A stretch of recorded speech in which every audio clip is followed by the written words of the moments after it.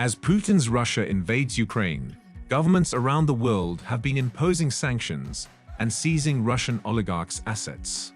The US, UK, and Europe have said that the elites who helped Putin invade Ukraine and got rich at the expense of the Russian people will have their properties blocked and their assets frozen. Seizing their luxurious yachts, private jets, and mansions is complicated though. Countries that enforce sanctions can face legal battles from oligarchs who know how to protect their wealth. In today's video, we will discuss what the authorities have seized so far and what will happen next. Hello, and welcome to Businessville. Before starting our video, don't forget to smash the subscribe button and click the notification bell for more amazing content. Now let's get this video started. Oligarch yachts and compounds. Since Putin invaded Ukraine, many famous yachts have been seized. Alexei Mordashov's Lady M, a 213-foot yacht, was seized in Imperia, Italy. Gennady Timchenko's Lena, a 132-foot superyacht, was also taken in San Remo, Italy. Igor Sekhin's 280-foot yacht, Amor Vero, was impounded in the French port of La Ciotat. Alisher Usmanov's $18 million resort complex was seized in Sardinia. He also owns Dilbar, a superyacht that a recent story says cost more than $648 million. Several news outlets said that German authorities had seized the yacht, but a spokeswoman for Hamburg's State Economy Ministry said that this was not true because the yacht's owner had not been found. The yacht is registered to a company in Malta and has a flag from the Cayman Islands. Many yachts belonging to very rich people are already anchored in the Mediterranean and Caribbean. More than a dozen are on their way to remote ports in small countries like Montenegro and the Maldives, which are out of the reach of Western sanctions. Many are anchored in Dubai, and some have gone dark. Graceful, a superyacht that many people think belongs to Putin, moved from a repair yard in Hamburg to Kaliningrad, a Russian Baltic port, 2 weeks before the invasion. Italy has seized hundreds of millions of dollars worth of luxury yachts and villas since the invasion began. Let's move on to private jets now. In response to the invasion of Ukraine, a jet owned by Russian billionaire Eugene Schweidler was seized in the UK, according to Politico. The jet is registered to Global Jet Luxembourg, a company in Luxembourg.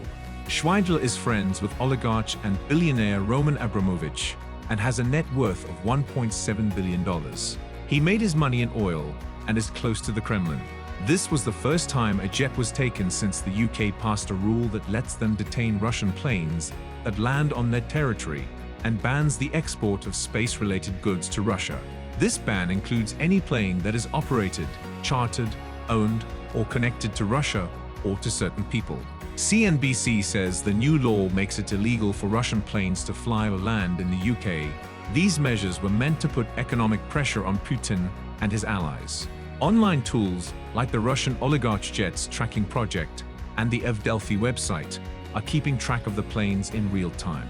So what happens next? Strong sanctions against Russia are hard for countries to enforce legally, even after they seize assets. Sanctions don't just let countries take full ownership of Russian oligarchs' planes, homes, and boats.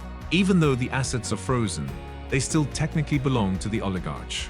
A freeze just means that the owner can't sell or transfer ownership. Enforcing sanctions could lead to fights outside of court that could last for years. Each country has its own set of laws, and the latest round of sanctions raises legal questions that have never been asked before. Prosecutors also need proof that the asset was directly involved in a crime, which can be hard to find because many Russian oligarchs operate in secret and take steps to hide their tracks. Oligarchs are hard to catch because they know how to use loopholes, like offshore accounts in countries that aren't sanctioned, to protect their assets. If the state is able to take ownership of the asset and decides to sell it, the money usually goes to law enforcement. But the maintenance costs are too high. Oligarchs will still own their yachts, but they won't be able to sail away because authorities have tied them to docks.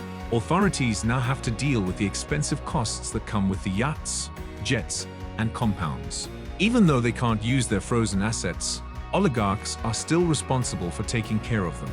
But they could refuse to pay, making their yachts and jets unusable and in bad shape. Authorities aren't allowed to trade money with sanctioned people, which could make it hard for them to get Russian oligarchs to pay for necessary repairs. Nonetheless, what are Western nations doing? President Joe Biden has joined forces with his European allies to warn oligarchs in his State of the Union address that the US is coming for their ill-begotten gains.